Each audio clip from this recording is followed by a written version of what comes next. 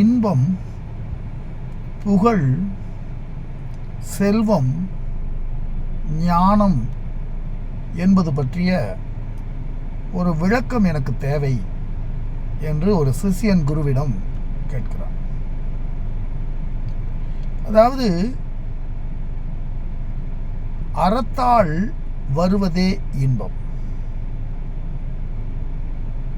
நம்முடைய அறத்தினால் பிறந்து அறத்தின் மூலமாக நமக்கு கிடைப்பதுதான் இன்பம். மற்ற எல்லாமே இன்பமாகாது. செல்வம் என்பது தம்மிடம் இருக்கின்ற விஷயத்திலே காணுகின்ற திருப்தி நிலைதான் செல்வம். நம்மிடம் இல்லாத ஒன்றுக்கு ஏங்குவது செல்வமாகாது. புகழ் என்பது தனது காரியங்களால் உலகம் எந்த அளவிற்கு நன்மையை பெற்றிருக்கிறதோ அதனால் நமக்கு திரும்பி கிடைப்பதுதான் புகழ். ஞானம் என்பது பற்றற்றது முற்றுகின்ற நிலைதான் ஞானம். அதாவது ஒருவருக்கு புகழ் என்பது உண்மையிலேயே அவர் செய்த சேவையினால் இந்த உலகம் எந்த அளவிற்கு மலர்ந்திருக்கிறதோ அதுதான் அவருக்கு புகழ். இந்த உலகம் சும்மா போலியாக ரெக்கக்னைஸ் பண்ணுறதில்லை.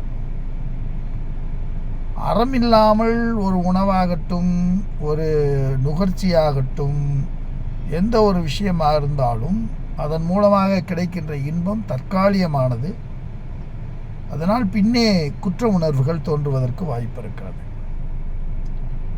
செல்வம் என்பதற்கு ஒரு எல்லை அல்ல.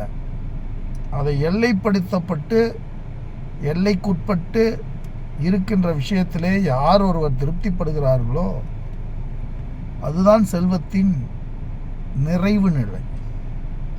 அதுபோல பற்றற்ற தன்மை ஒருவருக்குள் நிகழாமல் ஞானம் என்பதோ மோட்சம் என்பதோ ஒருவருக்கு சாத்தியமே கிடையாது என்று அந்த சிஷ்யனுக்கு குரு விளக்கி சொல்லுகிறார். இது ஒவ்வொன்றும் ஆழமாக சிந்தித்து அறிய வேண்டிய ஒரு பகுதி. இவற்றை ஒவ்வொருவரும் அறிந்து தெளிந்தால்தான் நாம் அடுத்த கட்டத்தை நோக்கி நகர முடியும். நன்றியும் வணக்கம்.